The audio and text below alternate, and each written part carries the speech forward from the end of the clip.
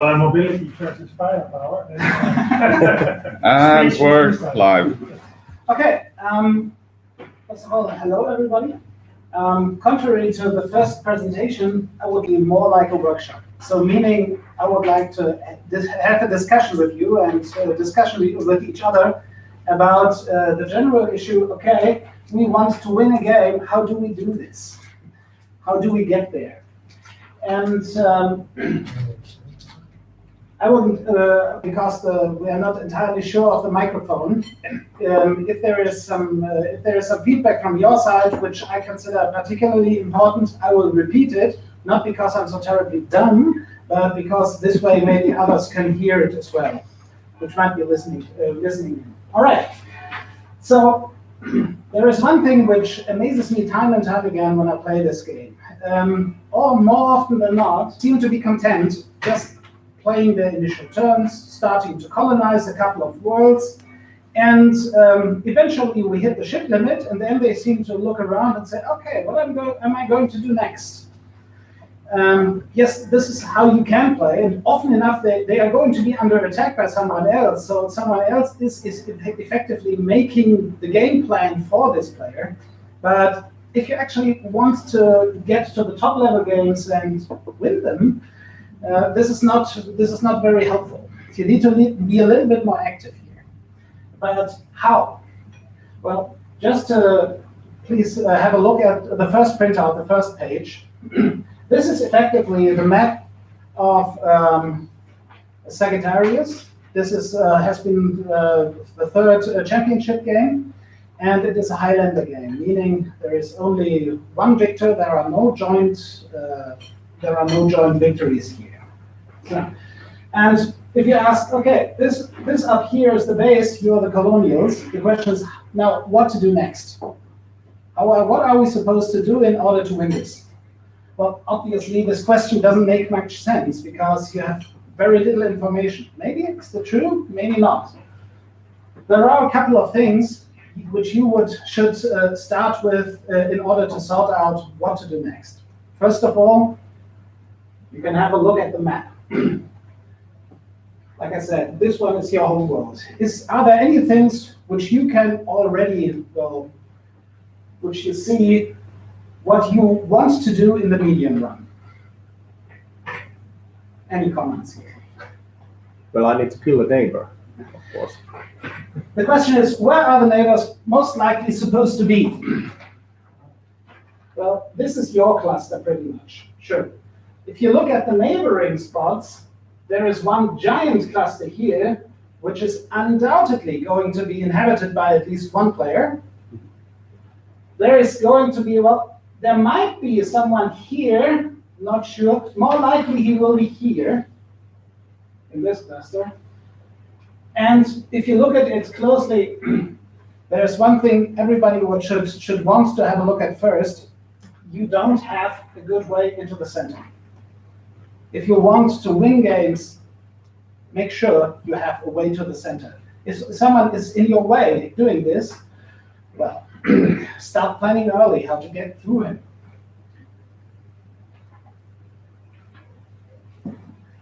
Well, as for the rest, you have this map.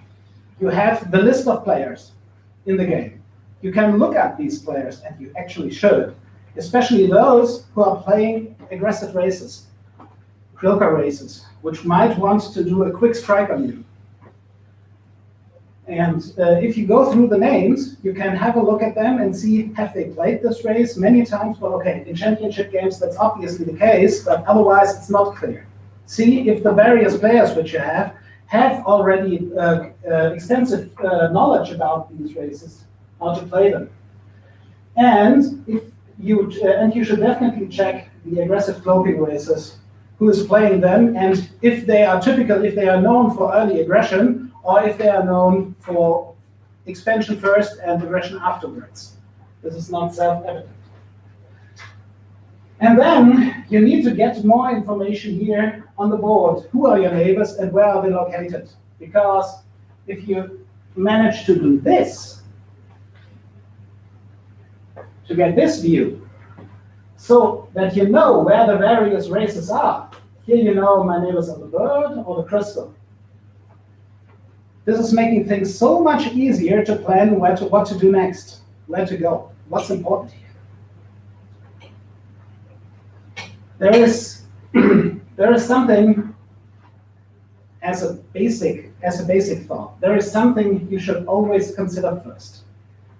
There are 5 things which any player wants to have in order to win a championship game or a top game with no allies. You need some way to effectively defeat other ships, so you need firepower here.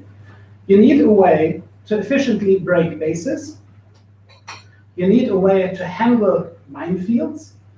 You need a way to cloak yourselves, to gain the cloaking ability somehow. And you want to be able to decloak, at least those races which are decloakable. Those are those 5 things which at least in my theory, which I try to solve. And as Colonial, starting out here, as Colonial, we are fairly good at destroying ships. We are reasonably efficient there. Colonials with their burgers are good for attrition warfare. Breaking bases, it's average, maybe a little bit above average. Burgers have a reasonable shot. Against the max base, you have around 65% chance to win. Even against the max base and against a less firm base, even better. So, especially in the early game, they are pretty good at killing bases. Later in the game, not so good. We have no cloaking ourselves. We have no means to do decloaking, but we are really great at handling minefields, at least regular ones. But even webs are usually not that big of a concern for us because we have lots of fuel and our ships have lots of beams. So, what we, as a Colonial here, would like to get would be we want cloakers, we want decloakers, and well, the rest is more or less, with the rest we can make do. In other words, as a Colonial, what kind of races would you like to cooperate with in order to fix this? Lizard. Lizard would certainly be the first pick because they have everything. If you are able to ally with the Lizard and if you're able to do ship trades with the Lizard, you're golden. Because then you have these ships, and even if you have a fallout with the Lizard later, something which you want to do, which you will have to do sooner or later, then at least you still have their ships and so these abilities. Who else would be a good ally to cooperate with? Privileges. Speed over mobility over firepower. Mobility is not speed. Mm-hmm. The pirates would also be a nice choice. Rather, however, the thing is, the pirates are something like a double blade. Well, they are good. They are good as allies, but if they turn on you, they can suck. At least as long as you don't have any proper way to decloak. The crystals. The crystals. They're actually very good. They don't really have immediate decloaking and cloaking, but well, everybody knows the effect of wet mines, so they would also be a good choice. So, what to do here? I'm neighboring none of them. So, how do we get them to? Can we try to link up with them somehow? Any options? But you could still go for the fascist and take out the birds. Poppers also decloak. Sure, we can. Damage, Sure, we can effectively try to start. Well, this kind of information. It is around turn 10 for me when I was able to piece most of the map together by then. Lots of talking. But if you try to start to organize a campaign and then try to defeat the bird and so, it's definitely going to be at least turn 25 or so before you can really accomplish anything and get any link up. However, the ship limit is much sooner. It's going to be turn 25. So, any more ideas what one could do here? might want to do. You trade a hyperjumper and then use it to connect with the third race you want to use. Yep. From who? The possibilities. There are three. Hoping for a board probe. No, but you can just trade one and say, hey, give me a probe and I send you a cobalt later. Ah, So it's like pay now, get later. there are various ways in order to do this. Well, actually, two of them happened pretty much at the same time, so it's nice to have a backup. The first thing which happened was that eventually I was able to find and borrow an Empire probe, which one of my kobolds happened to find out there. And the Empire probe has the big advantage: refuel once, hop thrice, and there it is. You get there. At the same time, we could soon find out that the lizard and the Borg were about to go at it, which is something which I really love to see at this point of time. What I didn't love to see was that we had various exchanges in which 3 T-Rexes fought against 1 biocide. This is not no great exchanges in this case. So I soon decided, okay, we want to help the lizard be a little bit more effective against the Borg, and lizard Virgos are much better than T-Rexes. So the main idea was, okay, how to facilitate this exchange somehow. And it was either with the Empire probe, which was more like a lucky win, or alternatively, due to the warfare between them, the lizard already had some Borg probes. However, how do you get from there to there? It required the ascent and the assistance of the bird. So maybe this is something you might want to try to negotiate for. Try to convince him that it might be in the bird's best interest to let the lizard probe pass through, and even refuel it a bit. It needs some extra fuel. So, with all of these thoughts, what should my medium game plan be? Udi, we got an offline comment that the black stick against the black It doesn't is help. unmissable. Let's try this. Okay. So, Okay, we need a. No, we are doing the. so what to do in order to put this in motion? Obviously, you need to make up your mind. What should the game plan be for me?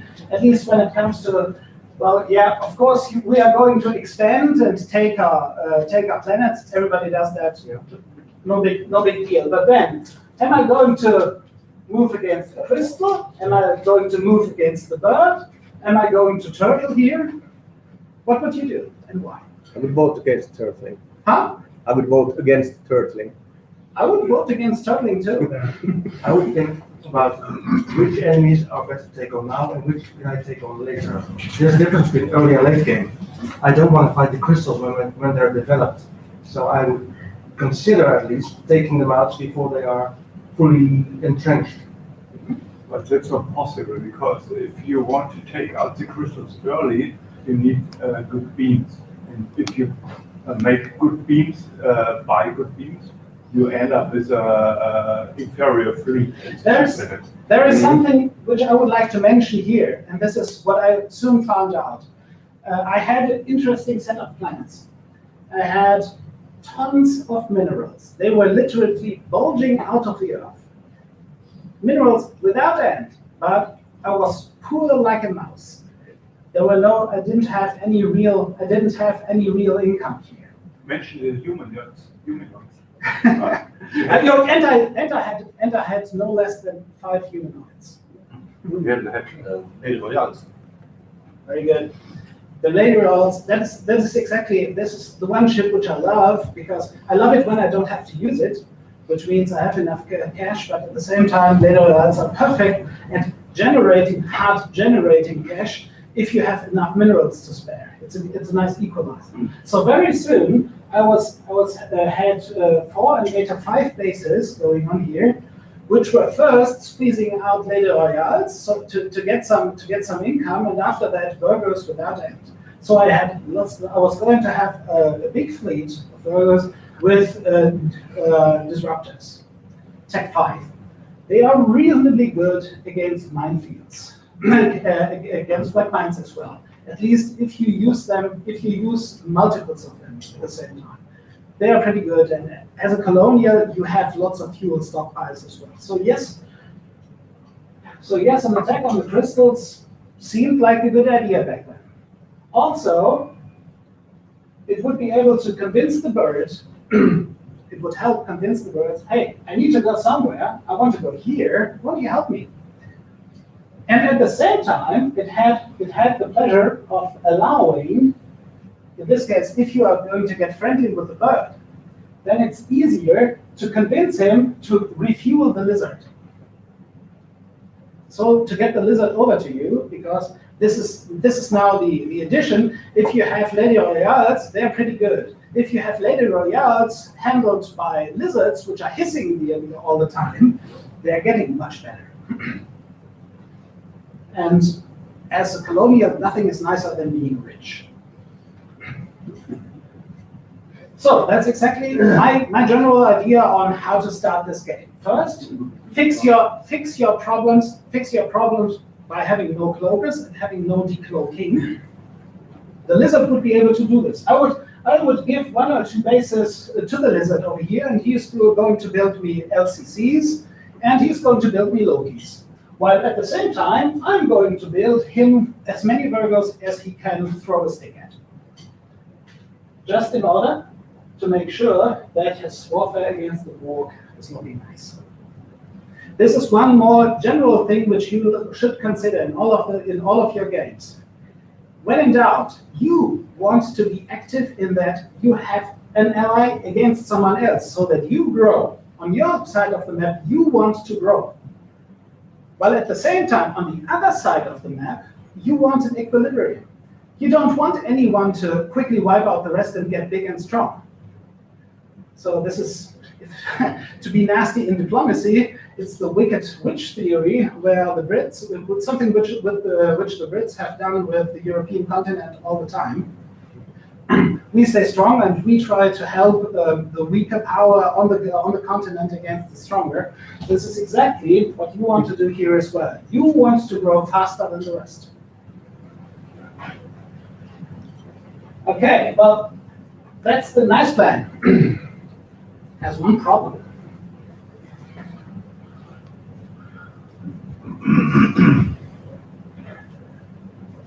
I think it's here. This is the critical time. Yeah, it's not easily. How do you do full screen? It's Firefox. Does anybody know? 11. F11. Yes. Now I'm going to move the turns around a bit. Then you might be able to see what the problem is. So these are the moves. It's not very easy to see here. This is why I'm showing it. Here's a huge iron storm. Oh. And this huge iron storm is moving up. It's moving exactly where I would have liked to go. In other words, if I want to do this offensive against the crystal, either I have to get goddamn lucky, well, more goddamn stupid, or I have to call it off and try something else. Yeah, what to do? This is one more thing I would like to say. Making plans is perfect, but at the same time, be aware that the best laid plans can go astray, and it just doesn't work like this. This won't do. I would have to wait until this entire iron storm has passed, at least the staging area against the crystal, and by then I will have lost 15 to 20 tons. What's the third now? Huh? Third number. This should be around 20.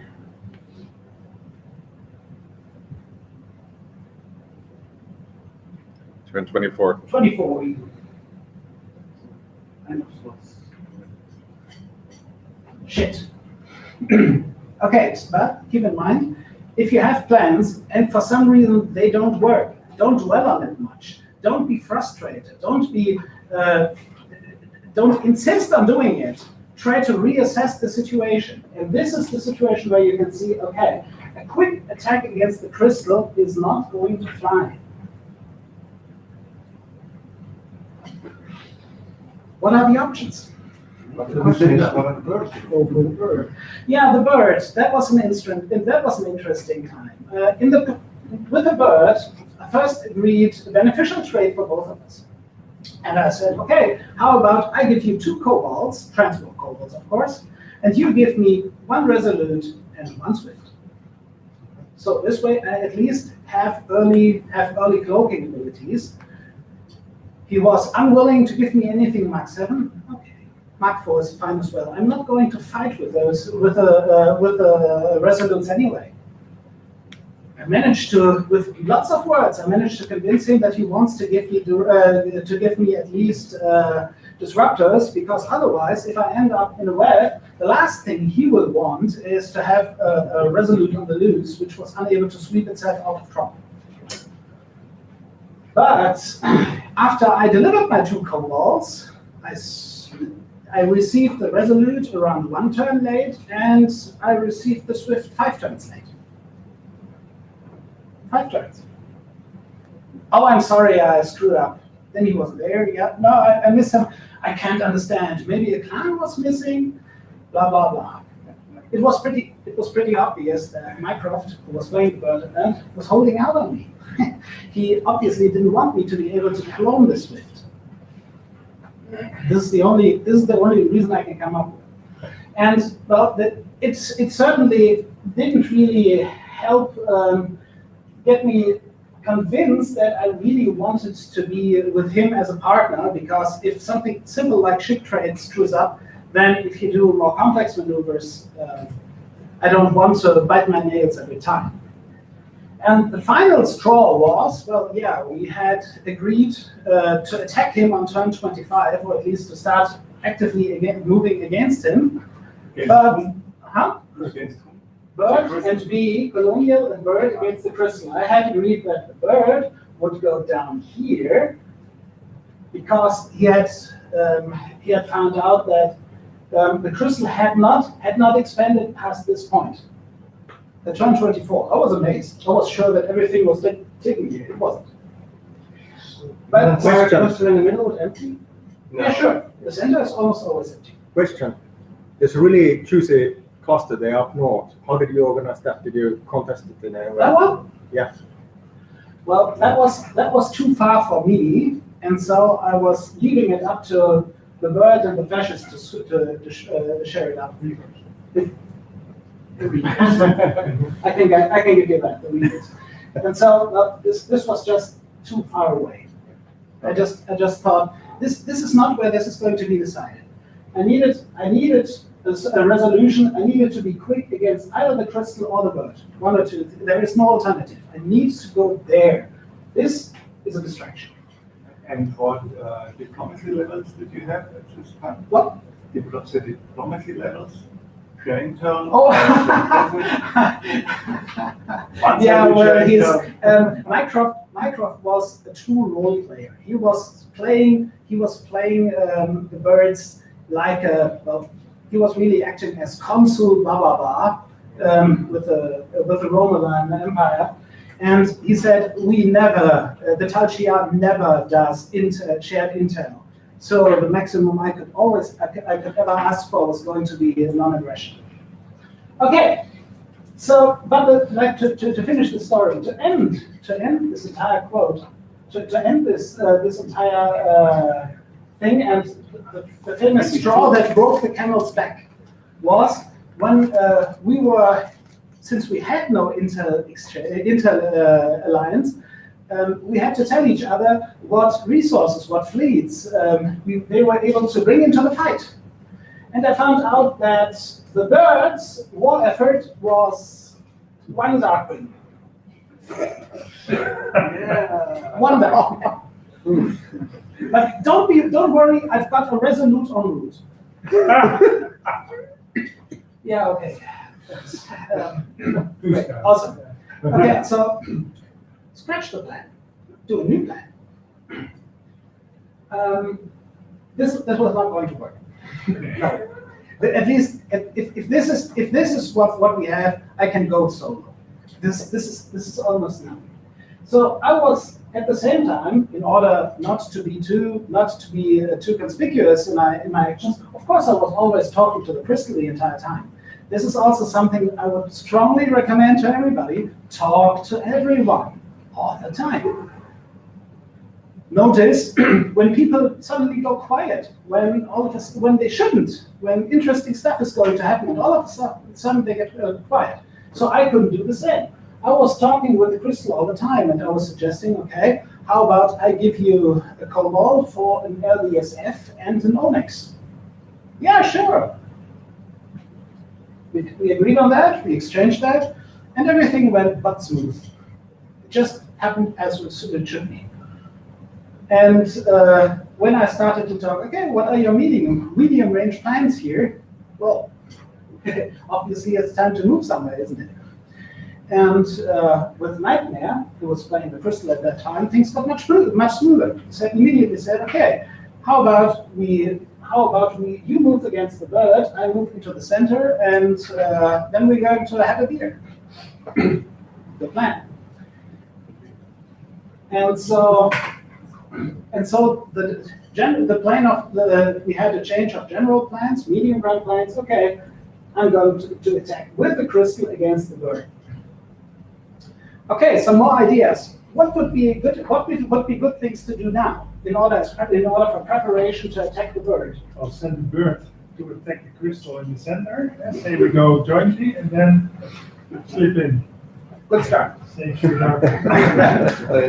Good start. Yeah, I did that too. Anything else? Find out what the quicker does. Huh? Find out what the fascist do. Right. Also a good idea. Anything else? I would say you've accomplished your main goal, so the world kept quiet for 25 turns, which is amazing good for you. And now you can simply send over $10 and win the war. There is one thing which the birds are particularly good at least, but this is a time when fight or fail did not exist. And there is one thing which sucks, and that is you attack the bird, and they have their set of resolutes, and when you try to taking the bases, that isn't really the problem.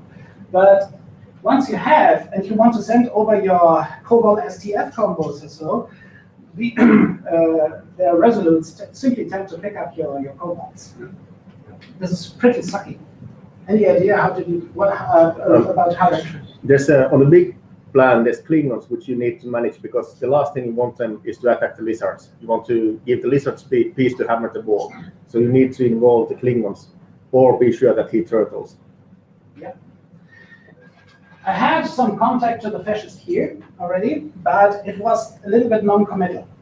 I was wary and ultimately decided against telling the fascists, the readers, that I'm going to attack the birds simply because I was aware this could leak. So the only thing I was able to achieve with the fascist here was to make sure that the fascist doesn't start to move against the lizard, so as to hamper the offensive against the ball. And you should worry about the fact allying with Empire or the rebels, especially with the rebels, because the rebels need Nukis against the pirates. Yeah. Okay, let's talk about the southern part of the map. Pretty much early on about this, and this is something also to take in mind for the next map when you are going to do most of the work here. When you know how the map is set up, you usually should look which which race combinations, which race contacts are particularly beneficial for one race. In other words, is there a combination where one race is especially effective against another one?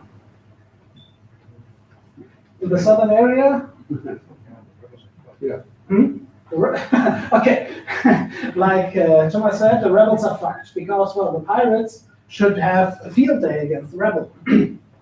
I knew from my negotiations with the crystal, this was what I was a little bit worried about early on, that that the crystals and the pirates would be in cahoots, because if that happens, as a colonial, as a bird, I attack into the crystal and they get support by the pirate, then I'm suddenly in trouble.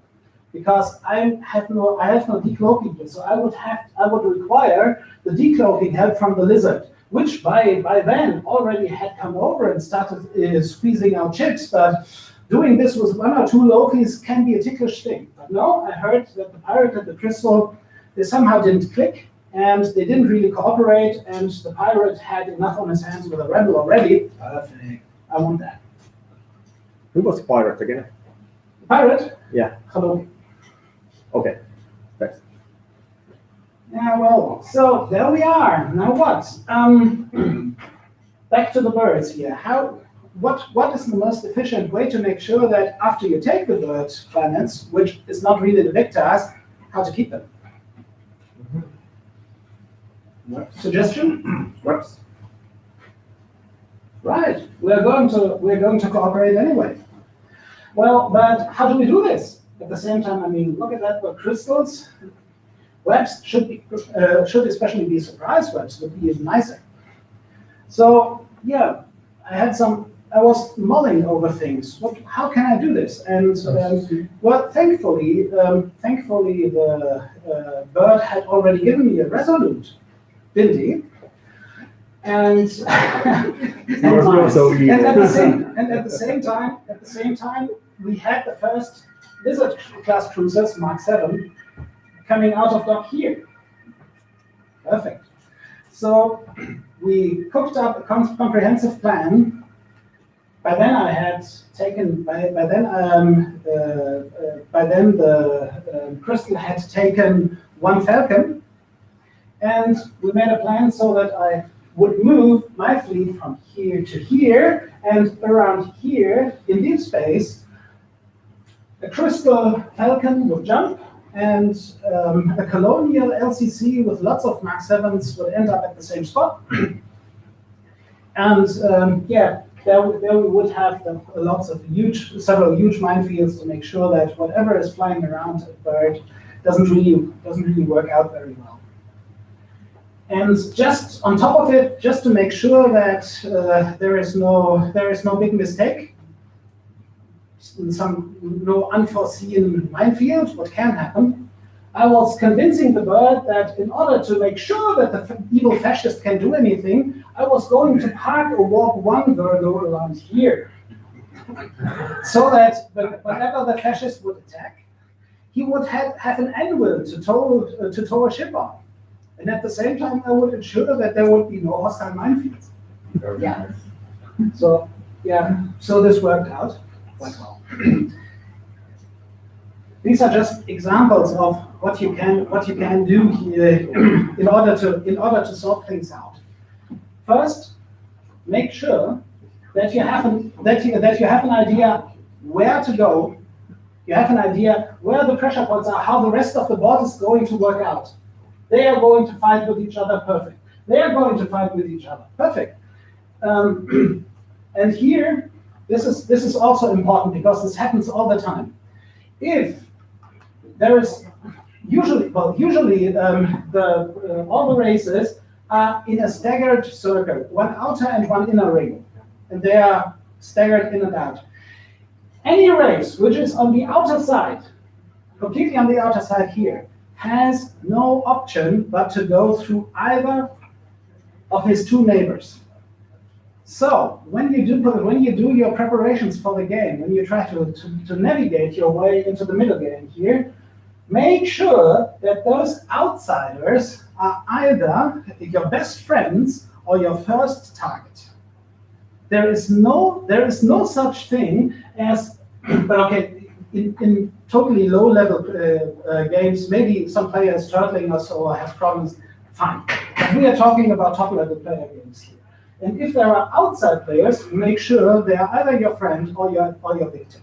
There is no second, there is no alternative. One question. This is obviously a championship game, but if it's a normal game, the birds were probably totally picked up because you betrayed them. But how many in here would be ready to betray your neighbor like this? I'm just asking. Because the history will carry on you. So now it's good time to declare that I'm untrustworthy. Well, Yeah. to my own apology, I will have to say that at the very first turn, I said I was going to play this game like a diplomacy player. I reserve the right to screw everybody over, and I'm not going to be mad at anyone who does the same to me, because this is how it needs to be played. Yeah, it's a championship game. It's totally acceptable. But I think in normal games, it's In most normal games, it's much easier to win. You just pick one. You just pick one partner. With this one partner, it's usually easy to fix your gaps in the five abilities which you need, and then you just have to steamroll on. This is much easier. When it comes to Highlander games,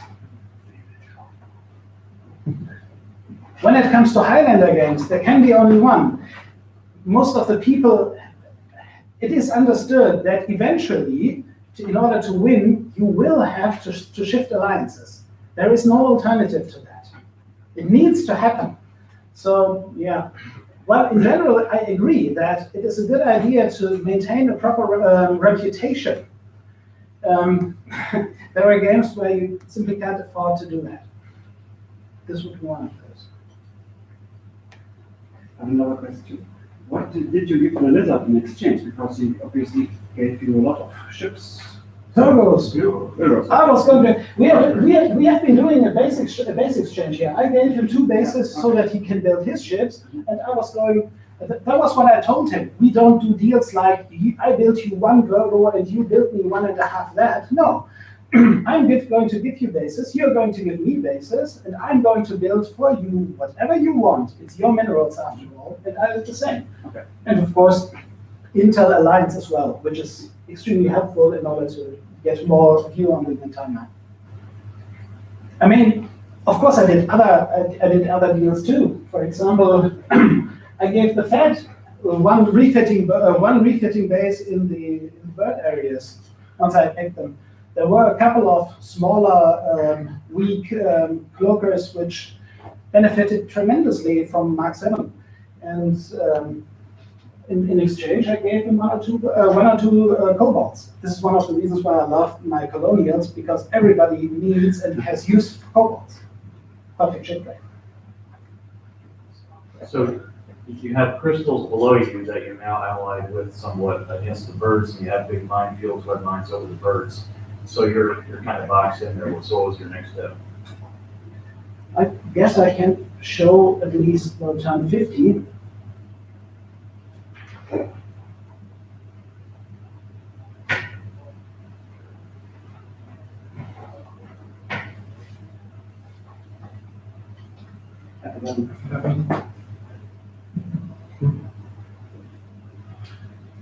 Well,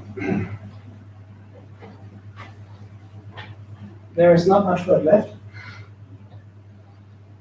The webs were pretty bad, especially because, of course, we timed it so that the Resolute over here would lay his mines exactly at the right time, so that when the Darkwing and the other ships were hurrying home, that they were cut off and found themselves in a bad spot.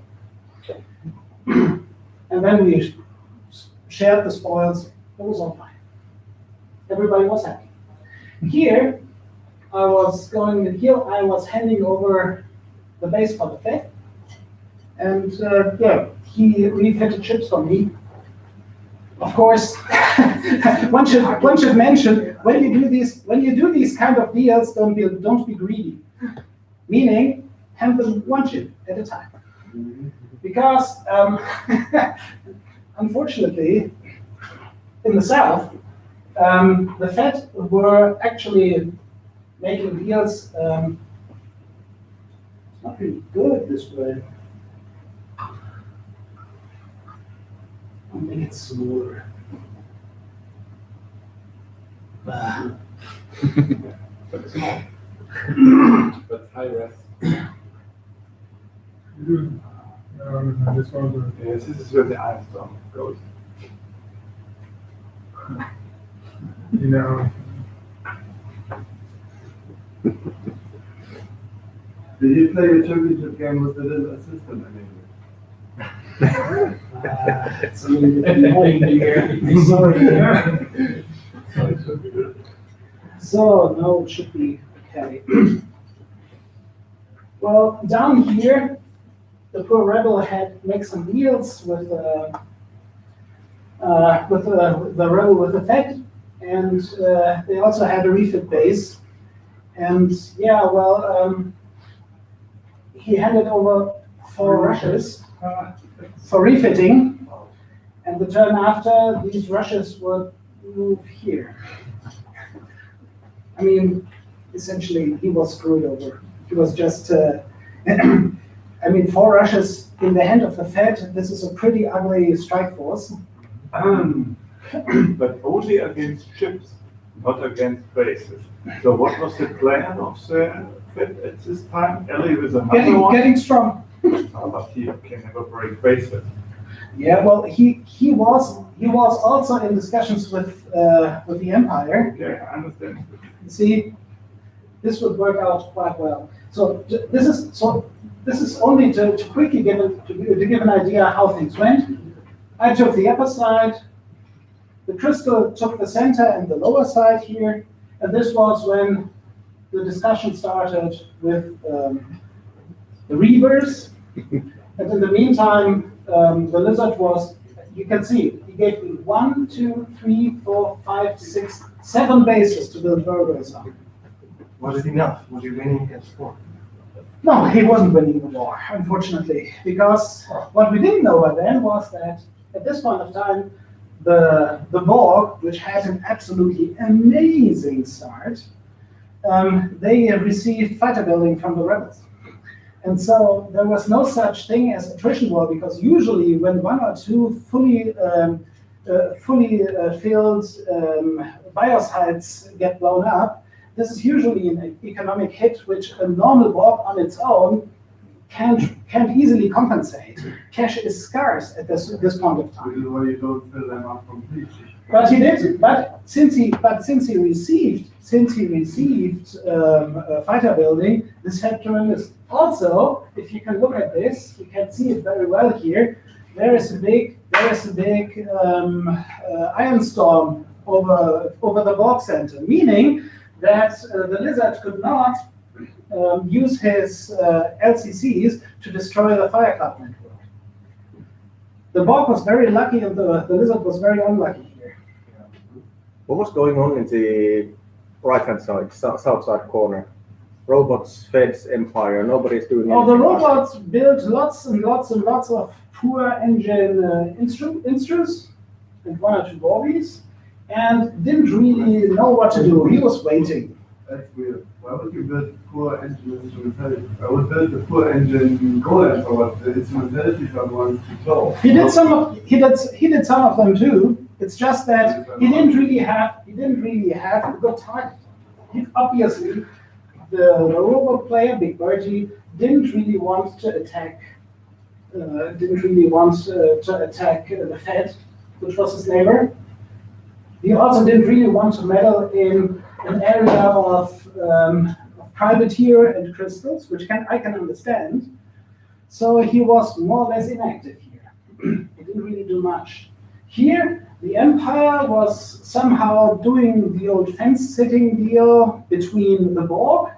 The Borg initially planned to go against the Empire, but then decided against it after the lizard attacked him, understandable.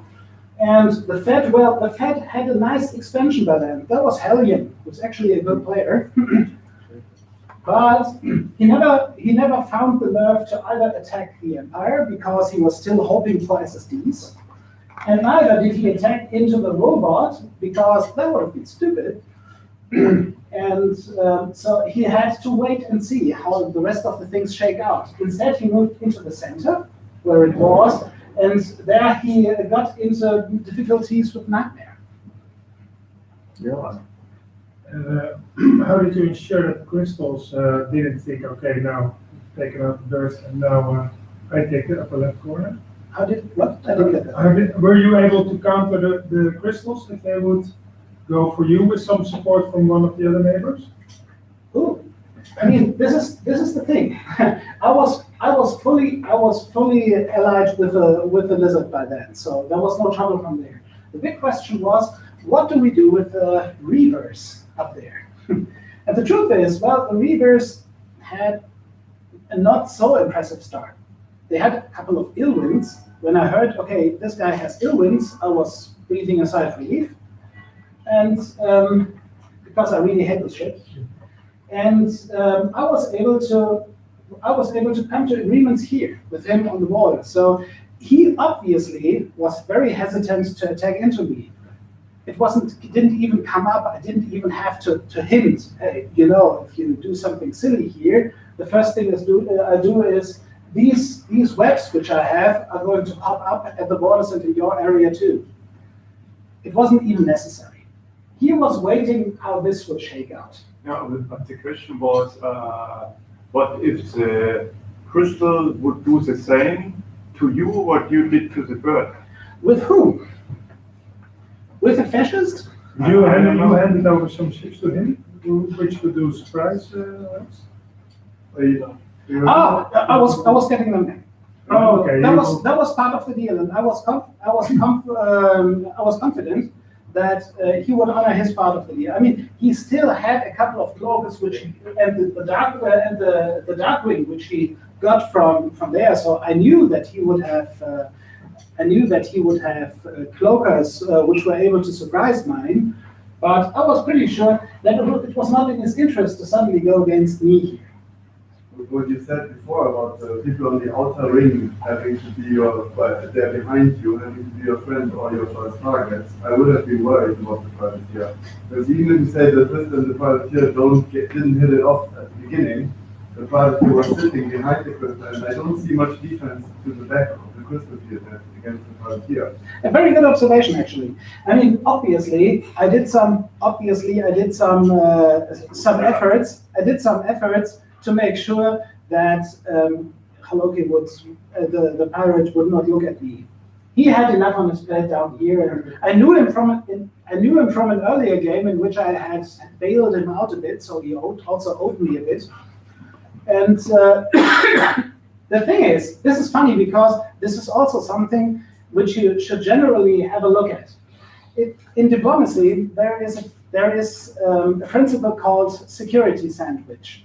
The idea is, if you have an ally who is stretched thin, like here, he is stretched thin and wide, and an ally who isolates you against other people here, then later in the game this is beneficial for you, because if someone wants to attack you, it would require the crystal to allow other ships to go through this area, to go through his home area. This isn't good.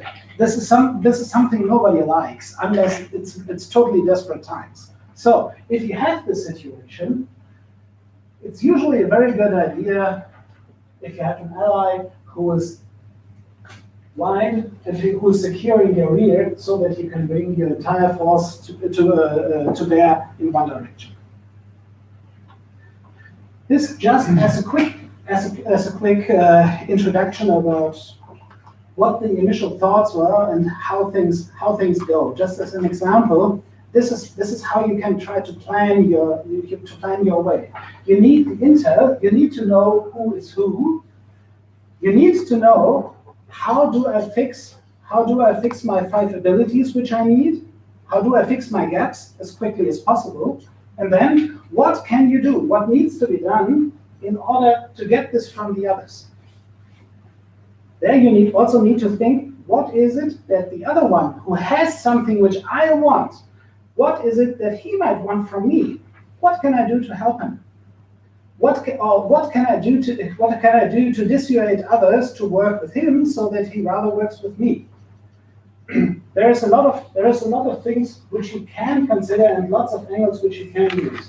I would suggest to drop this example for now and quickly go to the second one and see where you get there. Not all is the empire is fucked. Yeah. Oh, What? Empire is fucked. The empire is fucked. So it's fine. In the second one? Yes. Not necessarily. Oh. But if you can make friends with the pirate, yeah. No. How comes the empire is fucked? This game is a little bit different. First of all, it looks a little bit weird because this map was hidden. So I needed to take, I think this is turn 20 or so, but no, it's turn 10, 15. Anyway, it's before the ship in it, before I had a reasonable look on the entire map. Well, and this game is still going on. It's in its final movement, so to say. But I thought it was such a good example for many things which we discussed earlier from the first game, which can be seen once again. In this case, I'm the ball. In the upper right corner. Okay, let's have a quick look around. Let's start out. Are there any races which are on the outer ring which need to be considered? Well, obviously I am. Duh. Who are you playing? I'm the ball. How are you the book? Well, the lizard is kind of the natural ally to get rid of the crystal. Yeah. Yes. Anything else?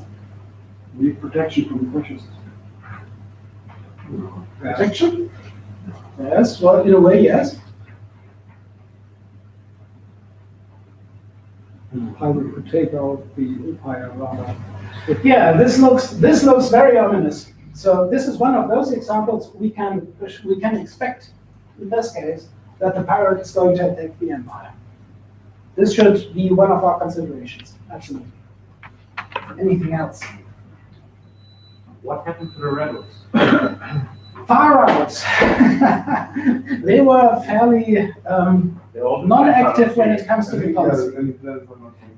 Some planets are missing here. Okay. Like I said, in them, I wasn't everywhere. Would be a good ally against fascists. 300 like you Move between fascists, probably. You would. Any other ideas? Okay, let's start from the basics. We are the ball. We are pretty good at bashing up other ships. We are okay, better than okay. We are better than others in attacking bases, art attacking bases. We have no cloakers. We have no decloaking, and our minefield management is relatively good. So what's missing? Cloaking and decloaking. What is our mortal enemy as a bulk? Everybody in the first 30 turns.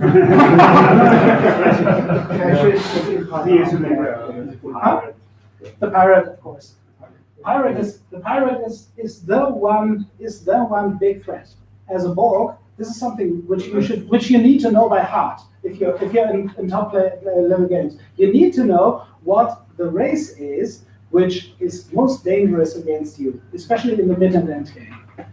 If there are any races who really screw you over in the middle or end game, then they need to die. And you need to adjust your plans to make sure that they die. Even if it's the hand of others, but they need to be your concern. I'm surprised. I would have said the pirate is a problem at the start, because that's when you are lacking a resource to cover yourself in minefield. But in the mid and end game, as the war, in the games I've played so far, which admittedly are not anywhere near the championship games, I felt pretty confident if I had my infrastructure up and running, and I could dish out minefields to protect at any given place against the cloakers. The thing is, in the middle and later game, all those pirates need are one or two big fat ships which simply tow your cloakers to other planets, to the warp wells. So it's something which I will be doing in this game all the time. Load up fire clouds or cloakers or something like this and tow them through double minefields. So what? Doesn't matter. They arrive, and that's the thing. The same is with a pirate. As long as you don't have decloaking, once a pirate ship arrives at one of your warp wells, this planet is gone. That's how it is, unless you have decloaking. So this doesn't really have much. So yes, pirate, and this is one of the reasons why one of my first and nicest messages was always to the pirates to make sure we are good friends. I'm a little bit surprised. Let's get back once more. We have the 5 abilities. We need decloaking and we need cloakers. So who do we have options to ally with in order to get them? Was it, were you allowed to ally? Huh? Highlander game? Yeah, well, okay, it's a Highlander game, but of course you still can ally temporarily. No, I mean, not ally. Huh? Not ally. No, we can't. You can have one Intel alliance and Yeah, but only Intel alliance, but no One- real alliance. no real alliance, but nobody does a real alliance before the victory countdown. Yeah. George. I would attempt to ally the Klingons, Yeah. and be the major partner because that's It's really obvious good. from the manner. So your suggestion would be? Ally the Klingons. Sure, that's what I did. Of course, initially it was just the usual. Let's make some borders and let's be friendly towards each other. We can help each other. I had a wonderful litany about how in Highlander games, diplomacy is even more important than in normal games, which is actually true. And here he was quite receptive, and suddenly he not only suggested a full alliance until the end of the game. Whoever is going to wins first is going to win, which suits me well because fascists are a natural fit for the war. They fix all our gaps, and this is also the thing. If you look at it, the security is sent which one's more. He goes to the center, I go down against the crystal, who was particularly totally cool because on the second turn he executed my ambassador. Total style points. At the same time, really helped. Well, sure, you do that. It didn't really. It made it fairly easy to decide with the game plan. This one needs to die. And so they go down. I go down. Once more, security sandwich later on. If the race is over here wants to attack me, we'll have a look. They need to go through fascists. So fine with me. There is one more thing in order to make sure that this works. What needs to be done too?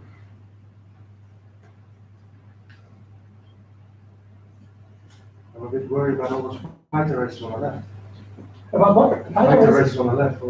No, so it's very nice that they are all on the left. It's not really cool. Keep them away from the ball. Yeah, that's great. I love it. Yeah, And they fight each other. Yeah, because equilibrium where you are not. Grow where you are, maintain as much of the balance as possible where you are not. But then you'll have to fight them in the end game. Do I? Let's see. Yeah. And in the end game, I think it's not as much problem as in the early game, because in the end game you can concentrate the money where you need it. And in the early game, you don't have to.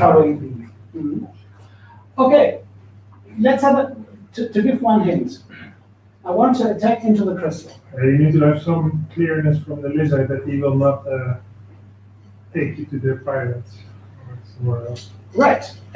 I even would like to. I was trying very, very, very hard to come to an agreement with the lizard, because I would love an Eros, for example, for terraforming as well. Always nice. And I needed to make sure that the lizard and the crystal don't join up, because that is a combination which is really nasty. If the economic power of the lizard is combined with the web power of the crystal, all of a sudden, even as a Borg, things get difficult. I think I would have asked the lizard if you would consider protecting the Empire in hopes of breathing an MDR or two when the privateer comes in. It's, Empire is the natural target for the privateer, and you've got the Loki waiting. It's a good thought, definitely. The main reason why I didn't do that at that point of time was because, for some reason I do not understand, the pirate changed from attacking the Empire into attacking the bird. That's a bit hard. Yeah. I had no idea why, honestly. All of a sudden, I only saw that Maximus, who is playing the dart here, was under serious pressure. How did you pressure on you? Huh? I mean, as a privateer, you don't really have any leverage on a bird. No, you attacked me very early with my raiders. Oh, okay. All my Okay, raiders, it's so- not that you have power Yeah. lines. So we couldn't change plans. The only reason can be that the pirate has allied with the Empire. Or he has no clue, that is another. I think he didn't. I think he simply saw that he could take some freighters of you and thought, hey, this is my target. And I knew that Wolfgang W. Merkel, who's playing the Empire, he had spent a lot of money on mines. And mining as the Empire early on is really fun. But he did, so he stunted his growth here because of the unlucky attack. The pirate went to the bird, so as long as the lizard was about to turtle, which was more or less what he indicated to me in the talks, fine. I only had to make sure that he doesn't start defending the crystal, and he didn't. I find this very interesting because it's the first decision you have to make. Who should be your ally? Because I would prefer to have the lizards as an ally. And but did you consider it also, and it just didn't work out? To be honest, not much, because the early contacts which I had with the lizard were non-committal. They were. So this was the reason. Yeah. This was more or less like, huh? And He was not committed. I was, and to be honest, the fascist overrode me. In fact, he already gave me the Intel alliance before I had said yes to his suggestion, which I found remarkable. But afterwards, and I saw, okay, yeah, sure, looks decent. He knows what he's doing. He is willing to give me what I need. I'm willing to give him biocides because real biocides against all these carrier races are really fun. And so, Yes, so this double beams. It's a new game, so double beams. So he's a really danger for you that he's faster, right? The lizard is not. And on the other hand, if you get Lokis, you have permanent decloak. And if you get just a few poppers, you are always a little bit unsure. this is very true. I mean, this is true because if in a Highlander game you're relying on the racial abilities of your temporary ally, then of course once he retracts his alliance with you, you suddenly end up with new gaps. So it's much better to have Lokis for permanent defense. He's absolutely right. Fortunately, there is an even better way to solve these problems. Well, Maximus managed to take out the privateer. So he already had located the privateer's home world, and eventually you managed to take it out. And after that, the privateer crumbled quickly. And once the privateer is gone, your need for decloaking decreases massively. The lizard is also a difficult enemy, especially allied with the evil empire. Yes, he was nasty. Locust on top. Was. Yeah. So yes, But it's this true. is Usually, and you have the deal, you go in one direction, I go in the other direction. That's That's best. two advantages is one. This is true. I was trying very long and very hard to somehow come to an agreement with the lizard and to see if I could get him friendly in any way. Yes, that was my question. If Yeah. you tried or if you Of course considered it. I did multiple times to the way that I think the lizard started to feel, why is he talking to me so much? And eventually, the crystal had serious difficulties because he had an all freighter start. I think he got 7 freighters and no warship. And that's the point of time when even some Borg probes, jumped into the area of the crystal can be really nasty. He can't be sure anymore with his freighters where to go, and he can't lay any mines. It's difficult. So the lizard eventually my probes arrived here in this spot, and I was talking, nice to find you. How about you give me some fuel to jump back? Sorry for bothering you. He said, yeah, sure, I'm going to refuel you. Then he took it. And I didn't understand that, if he was going to take it while that was when I knew, okay, this guy needs to go. One more question when concerning Alley. In a normal game, I'm looking for player strength, not to fill all the gaps, but the strong player is much more worth than a weak player with a strong race. How about in a Highlander game? Same. Yeah? I mean, this game had difficulty 2.06. Okay. That was a serious game. I mean, there were no wins anywhere.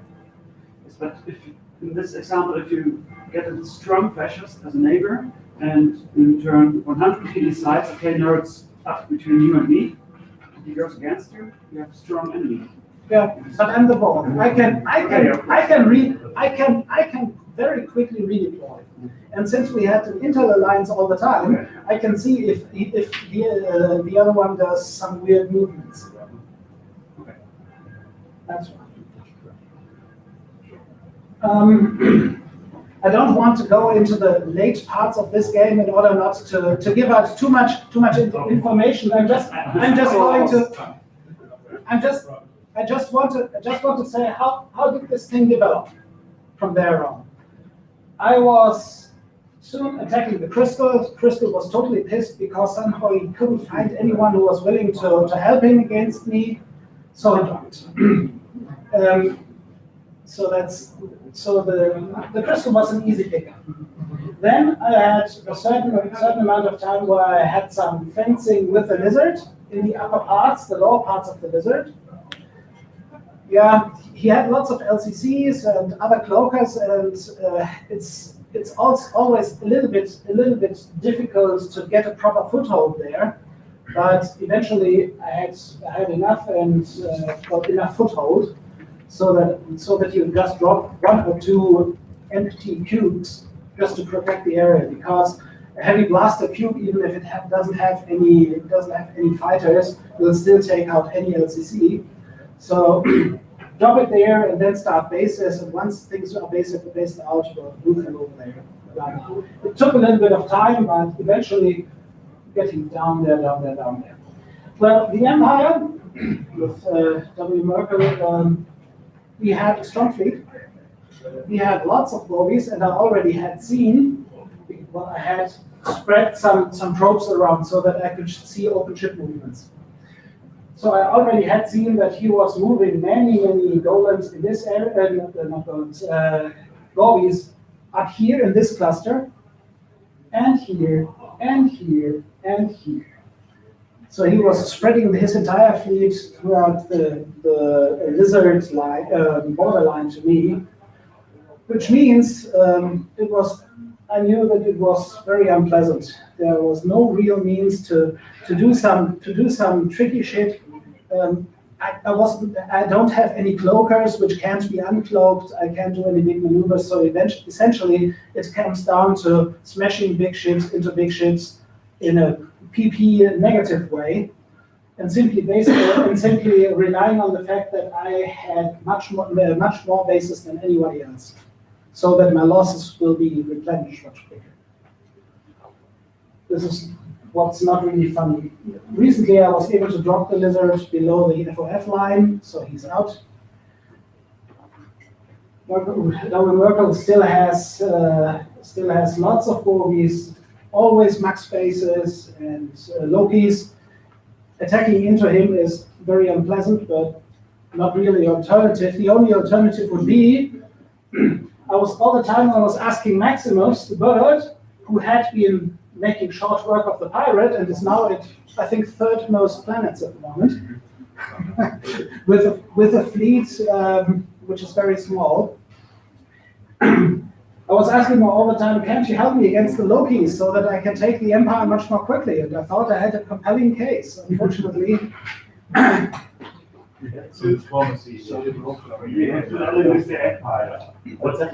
Purely, With the Empire. purely looking at numbers here. Ally with the Empire. Yeah, Mentar, of course. Okay, I heard it from Yeah. the, Purely looking at the numbers. And you will get some Borgies from Kill the Empire. Mentar. Oh, sorry. The birds After that. are the natural target here. Purely looking at the And you numbers. have chosen you. I knew the batch was no accident. Okay. He's a little bit headstrong here, and I feel bad. I feel bad now slamming into his area here. So I'd rather. I think it's time for Merkel to To go. But he will come at 12 o'clock. You know? be assimilated. Yeah. And so He comes for lunch. Yeah. Yeah. He didn't on the force left, it. he'll be here in any minute. Yeah. On the left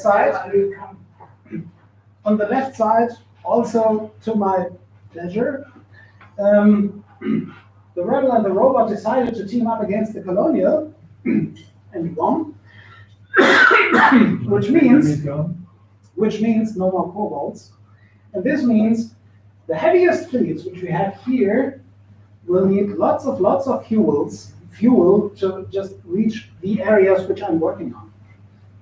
That's the main idea. That's the security sandwich part 2. Even if they really wanted to do something, it will take a while before they reach me. And so that was, of course, one more of those considerations. Why I'd rather want to quickly swoop down here and take that and leave this to the rest.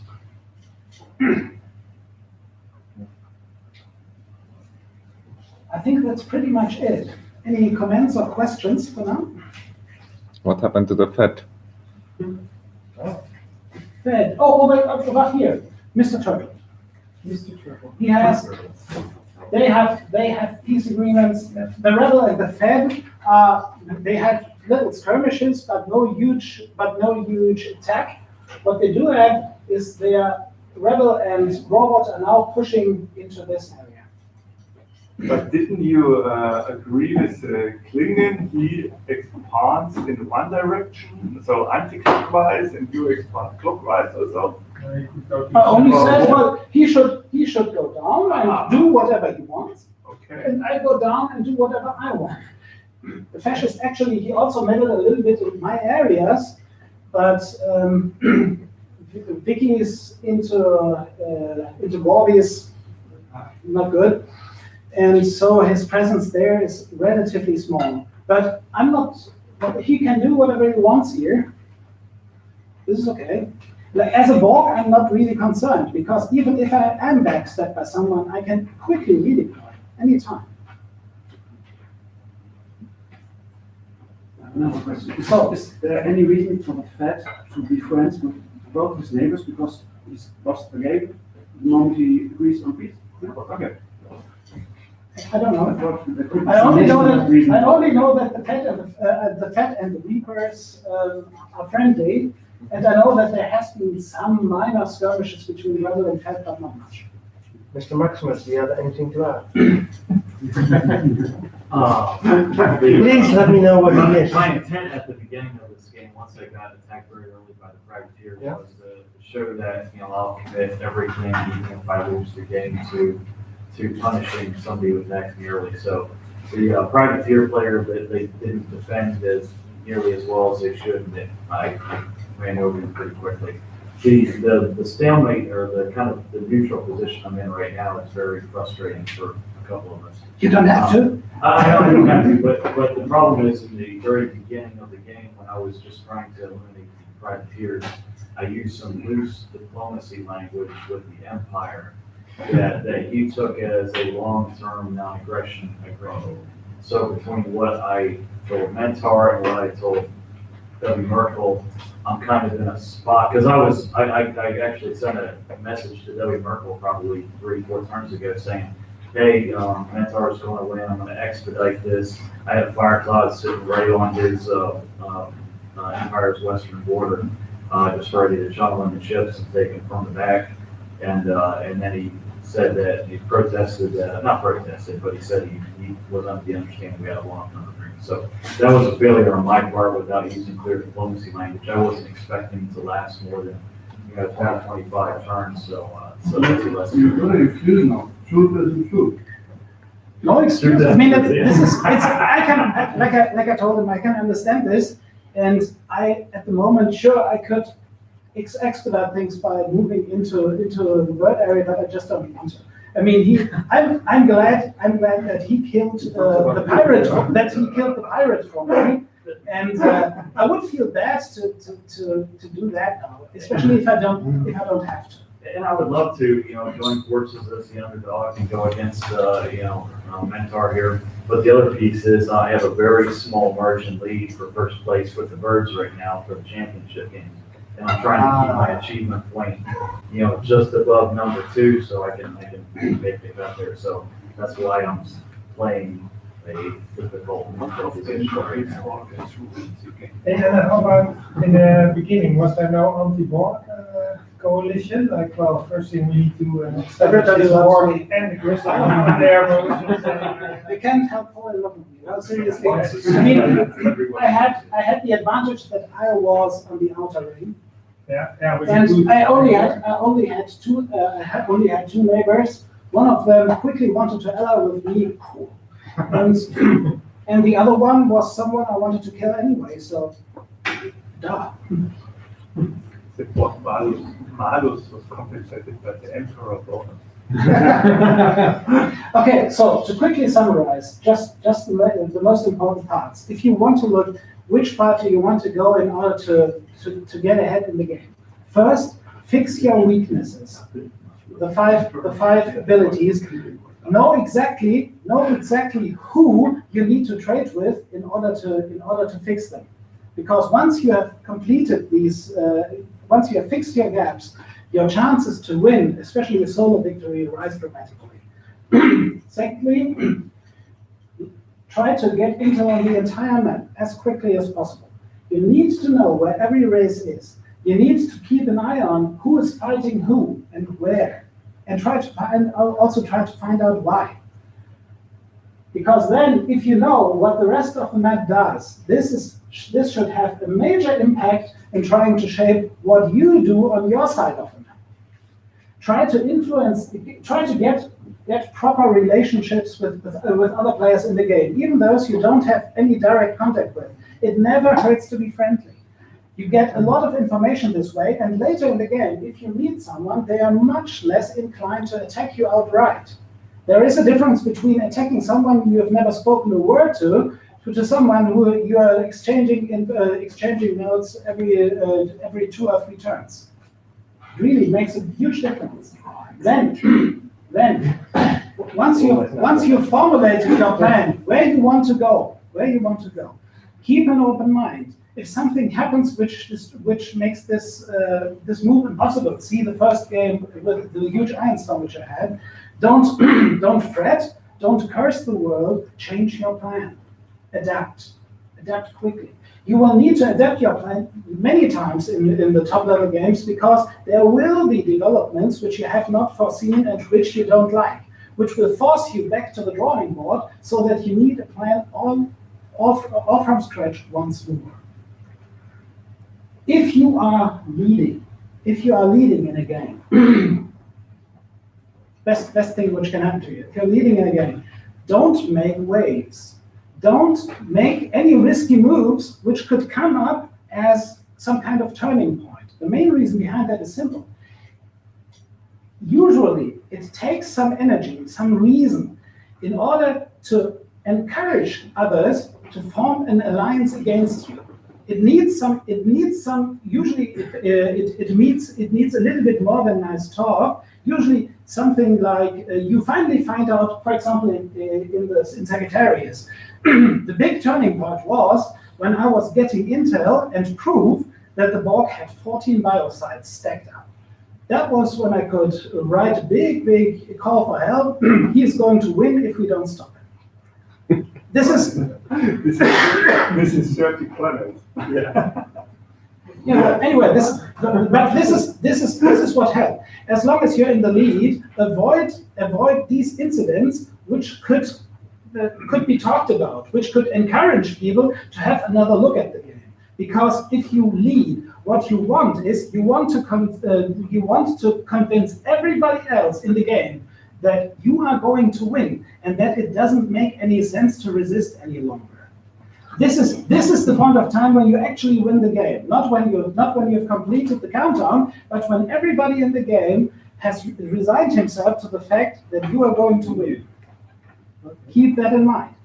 Conversely, if you are chasing someone else, so someone else is winning, you need to change things. Don't whine and bitch and moan to everybody else every turn. It doesn't help. Be friendly, be polite. You can still say, okay, he looks like he's going to win, predict what is going to happen next, because once it happens, it gives you extra credibility, and wait for a good moment, and then scream to the top of your lungs.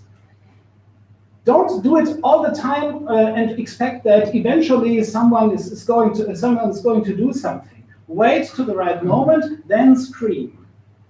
And then get others to, and you need to explain to them why this time, this is proof that there is a good chance that this is going to happen. Very important. And someone's grinning here. I bet you did the same. I'm thinking if someone starts screaming and you're in the leading position, they start screaming against you, make sure that turns into a squeal pretty quickly. It's quick. Well, and as for the rest, well, keep an open mind and try to, if you have the time for it. I mean, such a game, at least top-level games, take a year or more, or 5. And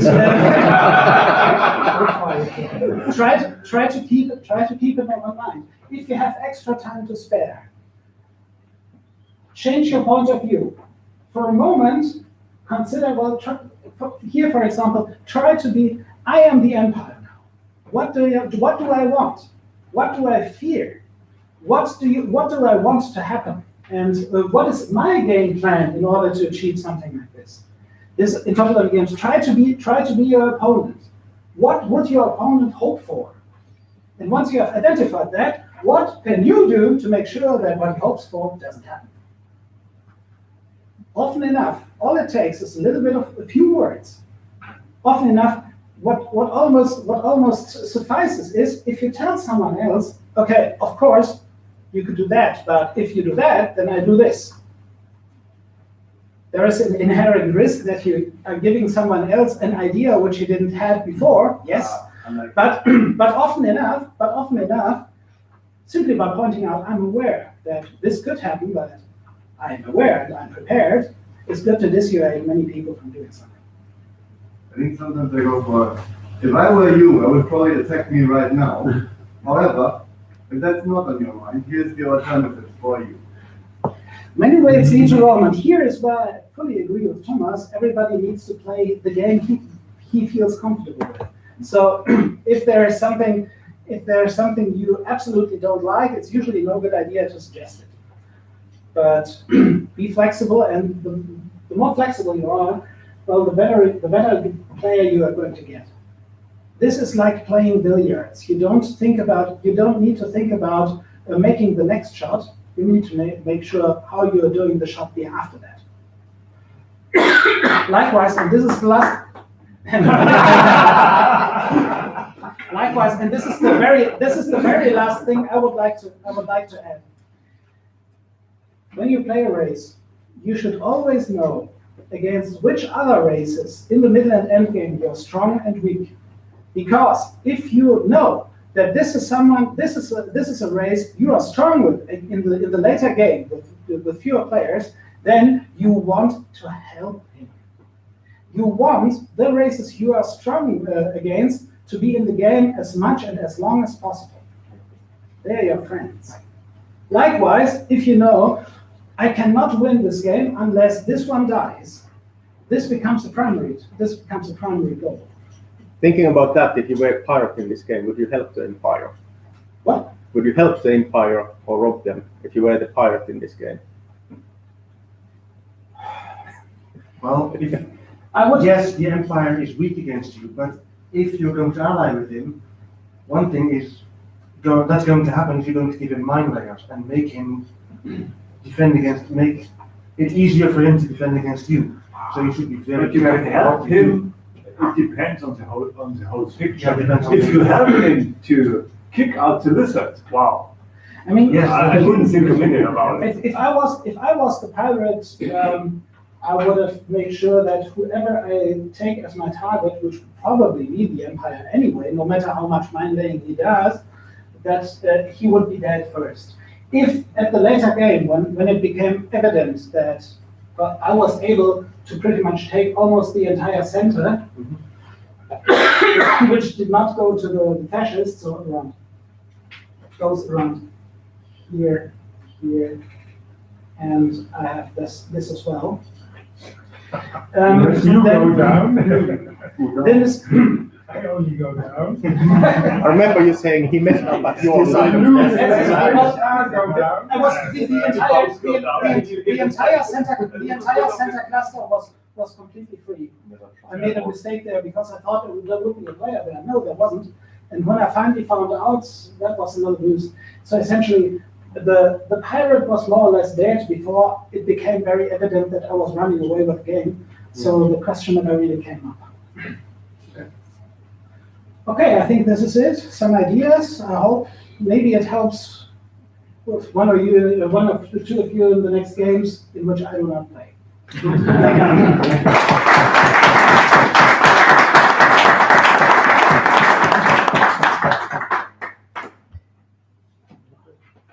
Now I need to wait for Wolfgang to apologize to him because I really pissed him off. I hope he's coming. It's coming. Yeah, we need to move some people outside.